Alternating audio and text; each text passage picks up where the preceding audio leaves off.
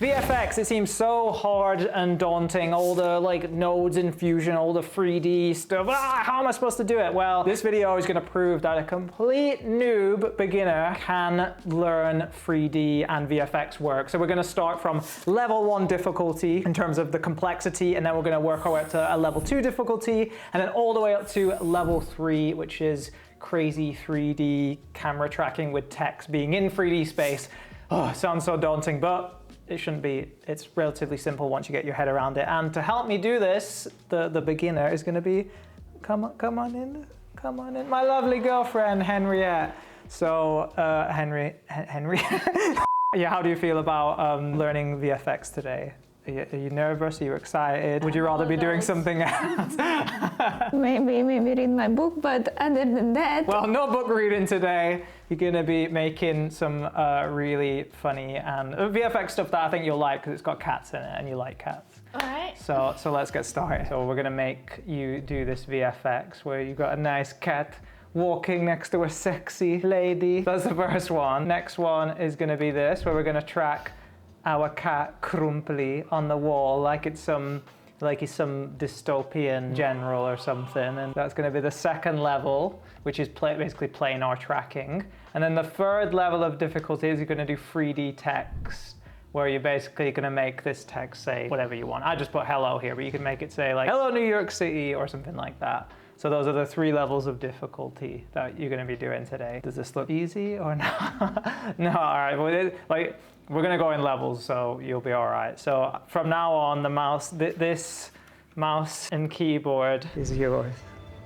I bow with honor. Take it. No, come back. What I've done is I've replicated the same clip on this side. So we're basically going to start from scratch from the beginning. We've got the cat clip at the top, and then if you disable, so click on that, press Command, I don't touch it, press Command W, that disables it. So you basically got 2 clips stacked on top of each other. So what we need to do is we need to cut out the cat. We need to rotoscope the cat. So first thing is enable that clip again with a Command W. And then what you want to do is you want to go into Fusion, which is like DaVinci's VFX After Effects thing. So yeah, click on Fusion. And then now you see we have the feline looking very hungry going towards his ball. Does this look intimidating? Look at him. No, not the cat, I mean the nodes. The cat obviously doesn't look intimidating. You can set everything with cat. That's true, that's true. The way the node sequence works is that this is your media in. So basically it's like a pipe. So that's the cat video, this, and then it's going, ooh, and then it gets spat out as something. So what you need to do is you need to put things in between this line that will change the image when it comes out. So the first thing we're going to do is something called magic mask, which is rotoscoping basically, cutting out the cat. So what you want to do is you want to go and press Shift Spacebar. So you want to type in magic mask. So you want to press add. All right, so now you've got your magic mask in. So what you want to do, something that'll make this a bit easier, is you want to click on this button here that has like the 2, yeah, it's like a window. You can click on that and you can drag it there. Yeah. So basically now, like as you can see, you've got these 2 dots here. This magic mask thing is in the left viewer, this is in the right. So because it's like, what you want to do is you want to magic mask the feline. So the best way to do it is this timeline bar, go like somewhere in the middle, and then you want to like click and drag. So yeah, find a part where the feline paws are like the most visible. Yeah, I think that's a good one. And then what you want to do is you can you want to basically draw on the feline, on the cat. So draw on his body. And then look straight away. Cut. An easier way to do this actually would be click on media in and just press number 2 on the keyboard. Yeah. So now you'll see like the original and you see like what, and then click on the magic mask again. Yeah. So you can either draw on this or draw on this. So you want to draw like, yeah, basically you want to draw like, no, you don't, is that his paw? Yeah. Oh, this is paw. So now it's trying to work out like, where is the feline? What is the feline? So you probably want to put like a big stroke on his body. No, what are you doing? That's not the cat. Yeah, so like maybe a few on his face, on his Like that, you got to think like, where could the computer get confused? Where it's like, I don't know where the cat is. I think that's probably enough. Like, obviously, it could do it with more work, but that should be fine for what we want to do. So the next thing you want to do is click better. So what this will do is it will make the track. See, when you press better, it found the whiskers. Oh no! So you need to draw one on his eye. Yeah, to draw maybe another one on his another eye just in case. Something like that. So now what you want to do is you want to track this. You want to track the scene. So press that arrow that's like forward and back. Yeah, and click on it. And then now you just leave it and it's going to do its track. So it'll go through and track the feline throughout the whole edit. And you can see sometimes like it might mess up, but you can always go back and like, if it messes up the track, you can say, hey, this chair is not part of the cat. This is not part of the cat. So you I can stop in any frame and tell him, yeah, oh, this is not the part. Exactly, yeah. But usually it does a pretty good job. I think for this little example, we'll leave it as is because we don't want to spend too long finessing it. But if it was like a real edit and a client wanted a perfectly cooked cat, you could go in and really do tweaks. I can show you. You can show you a real cat. Look at him. He's cut out perfect. Chili, is it good? Do you like seeing this cat cut? He's jealous. He's very jealous that we spend time with him. I mean with him, not with him. him. So it's done it now. He says like time taken, it took 34 seconds. Chili's trying to get past for some reason. All right, we'll leave Chili in the corner. Anyway, so now you can play it back. So press the space button and you can see what your cat looks like. So that's what it will look like basically. So what we want to do is we want to go back to the edit page, but now we want to make it more realistic, even more realistic. So what would make this more realistic? Shadow. Yeah, exactly. Surprised you actually got that. So what we want to do is we want to make a shadow. There's loads of ways to do this in DaVinci, but the easiest way would be to duplicate this clip and then basically like flip it so it looks like a shadow. So what we're going to do is you're going to duplicate this clip. So you're going to click on it, you're going to hold Option, and then you're going to drag up.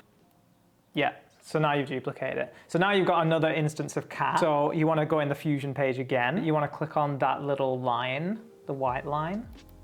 And then you want to just quickly track it again on this. Because even though you've duplicated it, it needs to track again. Okay, now, so what you want to do is you want to make this shadow. So there's multiple ways you can do this in DaVinci, but we'll keep it relatively easy. What we want to do is we want to go into the second layer of these two, which is the bottom one. Press O to open in Fusion. And then we want to make this look like a shadow, essentially. So what we're going to do is we're going to add some blur, like to make it like not so sharp, like a shadow. And then we're going to color correct it so it looks black, essentially. So press Shift Space. Yeah. And then press Blur. Yep. And then you want to increase the blur size.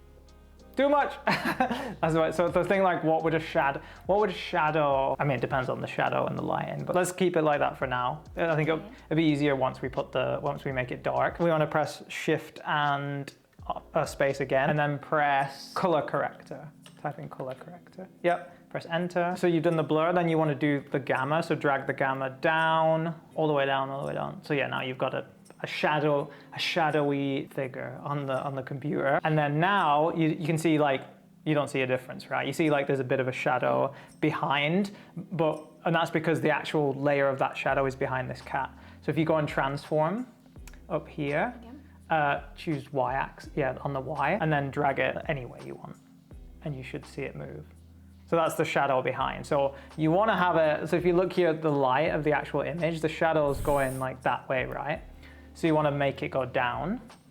Keep going. So you basically want to like squash it now because this palm tree shadow is also weird looking, right? Yeah, so flipping it, that was a good thing. Also opacity, make it not as black. So yeah, find some like healthy balance of like what kind of looks real. You can also rotate it, so like do the rotation angle, and then you can obviously reposition it. So you obviously want to get the paws to be like aligned. So click on that. Okay. Yeah, and that'll make it a bit easier for you to like rotate and reposition exactly. So yeah, I'd say keep going. So try and line it up with the way the palm tree is. And obviously we could do way more. We could like color correct it. We could do so much, but I think that's a decent look. So what you want to do is you want to click that off. You want to go back to the start of the clip, and then you want to play it and see how it looks. As a first VFX thing that you've ever done, do you like it? I love it. It's pretty good. Like for a first time thing, it didn't take us that long to do it. If you put that in a YouTube edit or something, somebody would think it looks not convincing. Like it definitely looks like VFX, but it looks tasteful. It looks like cool, and the shadow looks real. And then yeah, with a bit of grading, a bit of other stuff. I think what also sells this is that like the lighting on the cat is actually coming from the same, and it's coming from the same direction. Like the sunlight is a similar direction to the scene. If it was coming from the other way, it would look weird, but actually genuinely kind of looks like the cat is on the beach. All right, so that was level 1 difficulty. So let's go straight into level 2. So next up is this guy walking in this urban environment, and we're gonna put our boy Grumpy on the wall, like some kind of poster essentially. So again, you're gonna go into Fusion. This one is definitely a step up in terms of difficulty. So the first thing that we need to do is we need to basically track the wall. So the software will track the movement of the wall, and then that means that we can add our image onto it. So you wanna press that command again to bring up the menu. Shift, and yeah, exactly. And then you wanna type in planar tracker, not like yeah, that one. Press enter. All right, so now what you want to do is you want to basically just draw that box on this image. So yeah, you click there. It's like you've used Photoshop before, so you might have an idea of just drawing a square shape essentially. And then close it. Yep. So that's now the box that we're going to be tracking into. So now what we want to do is we want to track it. So the best way to do it is to press track to the start, which will track back. And then we want to press go, which will take us back to that reference point that we set. And then you want to track forward. Yep, like that. So that's the track now. So if we play it back, you can see that the software has tracked the wall as we want to see it. So what we want to do is we want to now put in the image that we want to track. Go into media pool, and then we want to scroll down and find our picture of little Grump. Yes. Drag him into the fusion thing. Yep. So he's now here in spirit. So what you want to do is you see that little square. You want to click it, and then if you drag, you see now you have like this line thing. You want to pair it to the green triangle, and that's the foreground. Okay. Now you can't see anything, which is fine. Don't worry. So what we want to do is we want to click on planar tracker again, and then you want to choose operation mode. Click on that. We want to put corner pin. So now you have Crumply floating in the sky. So you now basically are going to pin this image on that wall. So maybe go back a bit so you can see the wall a bit more full. Yeah, click on the numbers, yeah. So that's like roughly where you did the original tracking. So now you want to click the individual corners of the Grump, and you want to pin it where you want it to go. Looks like, oh, beautiful. Looks like a gremlin.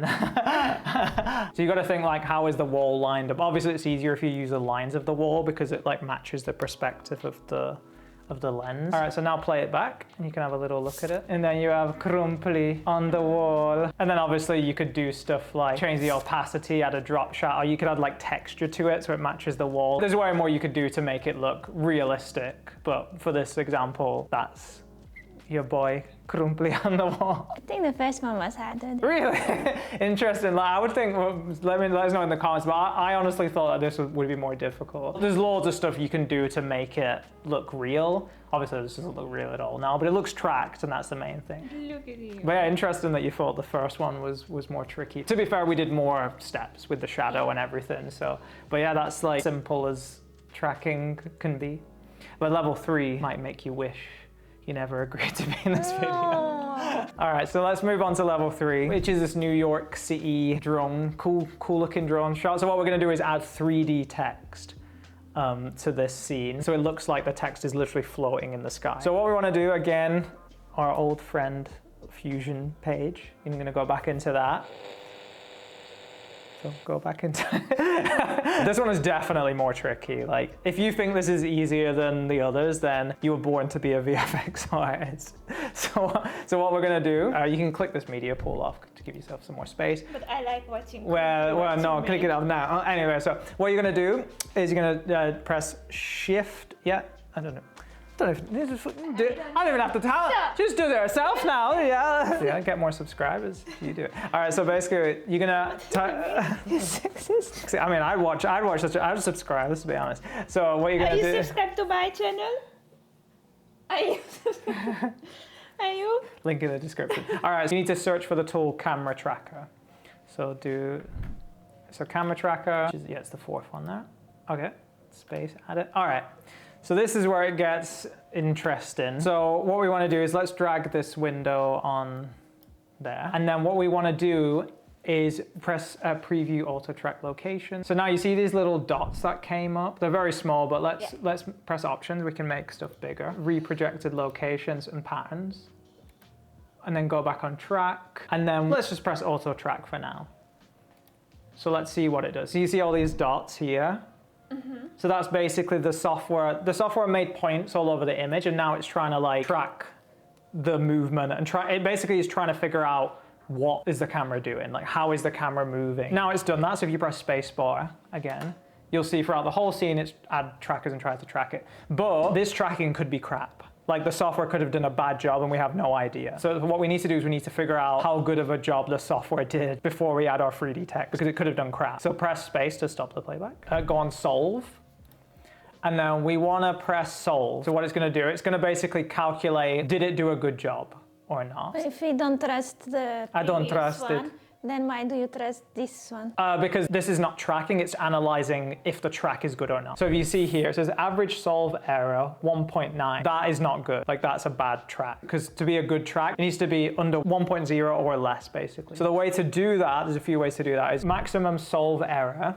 Let's drag that slider a little bit down, so don't go like crazy. So yeah, about that. So what it's now highlighting points that it thinks are like, I don't know if I did a good job there, etc., etc. And now there's only 240 points selected. Basically, the less amount of track, the better it'll do. Like the better job it'll do. So press solve again, and then again, it's trying to figure out what does this look like now? Is it good? Is it bad? Oh, way better. So now it's like way under 1. Yep. So it's now really confident that the track is good. It's basically saying we think we've tracked really well. DaVinci's like, ooh. What we want to do is we want to go back in time with the footage. So where do we want the text to go? We basically need to tell the software this is where we want the text to try and stick to. So imagine if there was literally text floating in the sky. Where is it? Is it right near the building? Is it further in the background? You have to basically give it some info like where we want it to go. I think the easiest thing here would be have it as if it's like floating next to this massive skyscraper. So to do that, what you want to do is you want to click and highlight a bunch of points on this skyscraper. All right, so yeah, that's like a bunch of points. So now what we want to do, again, like DaVinci, I wish you just made this, because there's basically no simple way to do this except the way we're doing it. So you've kind of just got to learn it. I wish there was like a camera tracker for beginners, because even I'm struggling to remember how to do this. So what we want to do is we want to click on unaligned, and then we want to do set from selection. What that did is it basically is like when we make the 3D camera that we're going to make, we've told it take the data of these points. So then click aligned again. So they now stay that where it says origin, all those keyframes are now the same. Press export.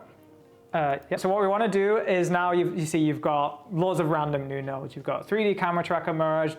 We don't need point cloud and ground plane, so delete them. And we also don't need our camera tracker anymore because the camera 3D has all the data that we need. Also click on this line here and delete that. So what you want to do now that you've deleted those is you want to drag the camera renderer into the media out. So remember, it's like a chain, right? So we start with this. Media in is basically that New York footage, and then this is what is going to go back out to the timeline. So yeah, exactly. So drag that into the yellow, and then this is your scene. So this will be a cool thing to show you. Where it says camera 3D, click on that and drag it into the viewer. Yes, this is going to be really hard unless I touch the mouse and keyboard, because it's kind of, even for me, it's a little bit confusing. So yeah, this is basically a 3D scene of what you've just made, right? So this is the camera moving forward. So this camera, as you can see here, as it's playing, the camera is literally going up in height. So what the tracker did is it's basically made like a virtual camera. It's made like a virtual version of the scene, as if like this. The point of view. Yeah, exactly. Like what is the movement of the camera actually was really doing during the shot, based on like the data of how the buildings are moving, etc. It's not important the technical side of it, but what is important, it means that now we can add 3D text into this image, into this video, and it'll realistically mimic the actual, as if it was really there. So what we want to do is we want to add 3D text. So it actually exists right there. So you can click and drag that, or just click it, and then type in whatever you want. Or just say like, hello New York City, or hello NYC. Yeah. And then you want to drag that into the merge 3D. No, like the line thing. No, from the, remember it's from that end. Yeah, there you go, it's there. So if you play it back now from the beginning, you see like it's not positioned properly. You're getting these weird glitches for some reason, which is not important for this video. So we need to position this properly now, right? Okay, so yeah, so click into transform, and then now you can move the position of it. So move it, yeah, you can move it that way. Just mess around with the sliders. You can move it the Z space, which would be like forward and back. So you can make it more closer to the building, finding the position that you want. You can also like rotate it in a 3D sense. So yeah, you could like rotate it a bit. You could like make it curved like this. Yeah. So you could mess around with how 3D like it looks. Another cool thing that you can do is hit text and then go on extrusion. Click on that. And then increase the extrusion depth. And then so like increase it like crazy if you want, like that for now. And then go back into transform. Yeah, and then like rotate it and mess around. You see now it's like thicker, right? It's like got more 3D-ness to it. So that's like another cool thing you can do. So then yeah, if you play it back now, it's floating in the sky, and then I guess the camera is gonna slowly like track over it, essentially. You can basically mess around with how you want it to look. Like now it looks like it's further away from the skyscraper. So if you want, you could put it like close to the skyscraper. You can make like the camera fly through it. Maybe you want to put it close to the skyscraper because it looks like it's a bit far now. So yeah, Z space. You can even animate all of these. So you could literally like have it spin around throughout the camera move and you can make it grow. You can do loads of stuff. You really wanted to, you could even combine what you've learned and like magic mask behind the skyscraper and have it like come out, and we're not gonna do that for this video, but you could, that's the point. A good way to visualize this is press on the merge 3D, like drag it to the other viewer. And you can see now, let me cheat again with the thing. You see that's the text that you put in space. And that green, you see those green lines going there, that is the camera's path. So the camera is like going do, do, do, do, do, do, do, do, do. And that's your text here. So if you were to move the text here, it would move it in there. So that's a good way to like visualize how high is the camera going over the text, how low, etc. That can help with like how it works with the height and everything for 3D. So let's do one thing to end it, because like this is a bit more complex, right? Do you think this is genuinely a level 3? Yeah. Okay, that's good. Yeah, it is a bit confusing once you get into 3D stuff, because you've literally got to have like specific nodes for 3D. You've got to like render it. The text doesn't look that real, right? It looks like it's kind of floating in. The reason why is because there's no lighting on it. So what we're going to do is we're going to like simulate some lighting on it. We need to click on camera tracker. So click on the camera tracker renderer. And then we want to do enable lighting and shadows. So click on enable lighting, enable shadows. So now it's gone all black because we need to light this scene. So what we need to do is we need to click on merge 3D and then use your shift space again. Type in light, and we're gonna choose point light. Now you see like you're basically changing the direction of the light, the way it's positioned. So you can mess around with like which angle it is coming from, etc., to make it look more real. But another thing that will make it extra real, you want to add another light, which is the backlight. Press shift space again and then press spotlight. You want to look for spotlight. So you can see here, that is your spotlight. So that is your point light. Yeah. So that's your point light, that's your spotlight. So what you want to do, like the spotlight is a lot more harsh than the point light. So what you want to do is you want to try and get that behind the text, like in physical space. So I guess the best way is like shift your camera angle so you can kind of see where it is. And then click on the blue, that one, and click, and then drag it forward in space. A way that you can make this more easy is press use target. So now when you did that, it created this box. So basically what that box means is that wherever that box is, no matter where you move that spotlight, it'll move around the box. So if that box is here, the spotlight will constantly like move around the box. So you want to put that box like where the text is. Yeah, that's fine for now. It doesn't have to be exactly on it. But basically wherever you move that spotlight, it's gonna move around that square. So yeah, so now you can click on it, the spotlight, and then you can move it around, and then you can basically create like shadows around the back of the text. Make you see like the way that you've made the 3D text bevel, you can change like how it's reflecting on it. And there's loads of other random settings you can do to make it look better, give it texture, you can change like the intensity of it, how coned it is. But yeah, just play back your render now and see, let's see what it looks like. 3D, hello NYC. text floating in the sky. I guess you could make it even more real by like, you could literally like make a drop shadow and have it look like it's going on the buildings, and you know, there's so much more you could actually do to make it appear more real. But that looks pretty good. No, it looks 3D, like text is floating in Manhattan, which is a daily occurrence. VFX lady, what are you gonna do? The color. Oh, the word. Subscribe. Very seamless plug, Henny. I thought you were. oh, sensual. No, I like the part. You need the Adam Grasso yellow. Yeah, there we go. That looks cool. You actually see the shimmeriness more. I do. It's my channel color. You see like the shininess more. So yeah, you can see like that shininess is because is the light that you've made. That's hitting all the text here and there. I made it better. Yeah, it actually does look. I think it looks better in color, and then you can put texture on it, and then it'll like look different. But yeah, that's cool. So yeah, it's a recap. You did the cat doing his thing, walking around. You've done the crumply on the wall, and then you did the Hello New York. But now the subscribe, the text animation. So yeah, that's your first free like VFX. How did you find it? My favorite is crumply on the wall. It's crumply on the wall. Look at it. Very good. It's judging you. Which was the hardest one? Last. Yeah, definitely. I thought, even I struggle with 3D text like that and tracking. There's just so many steps that I wish DaVinci would make like a really simple version, and then you could make it more complicated if you want to make it like perfect. Just is really complicated for beginners, I find. Yeah, that space. Like the 3D, yeah, it is a bit. It does take a while to wrap your head around, but I guess it's just practice. But yeah, they should make a simple version to make it less intimidating, that's for sure. So are you going to be doing VFX work again in your spare time? Sure. Yeah. We'll see. Maybe I'll convince you. I guess the moral of this whole video is that don't be scared of VFX. Anyone can, but it's hard. Well, be scared because it is hard, but anybody can do it if you have like somebody sat next to you and telling you what to do, which is what I try and do on this channel, but via digital tutorials. But you can pay for me to like stand next to you physically. Maybe for a price I might say yes to that. You should check out Henny's channel if you like this video. She does some cool videos on her channel as well. They're not like filmmaking VFX focused, I'm afraid. Maybe after this video that'll change. So you should subscribe to her just in case that is going to happen. Hit the subscribe button on my channel if you haven't already, because if you don't, I'm gonna unleash the wrath of Crumply from this. Unleash the wrath of Crumply on your wall in your apartment, and you can't remove it. So At night. You're gonna wake up. Someone is watching. Thanks so much for watching. We'll see you in the next video. Bye.